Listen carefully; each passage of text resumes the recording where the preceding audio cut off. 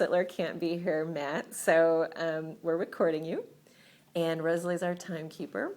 So you can go ahead and start anytime you're ready. Okay, well, just to preface this is like halfway through my speech, kind of like the ending. Like, I feel like doing the introduction probably wouldn't be too monumentally different from anybody else. So just Cool. so you know, it'll be the last 2 minutes. So I don't know if y'all have a copy of like the outline. We do. Okay, well, it's kind of like at the end of where I talk about like the past and everything, going into like the final quote and everything. So hopefully that will make things seem a little bit more understanding whenever I start. So Perfect. all right.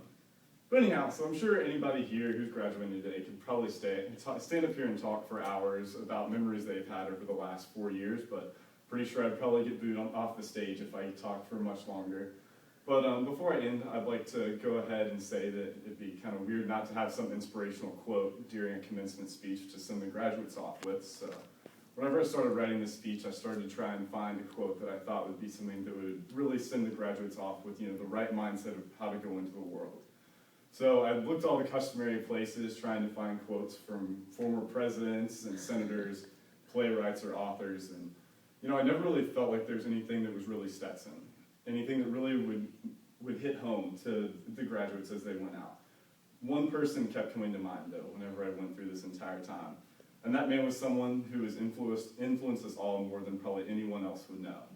That man that kept coming to my mind was late President Doug Lee.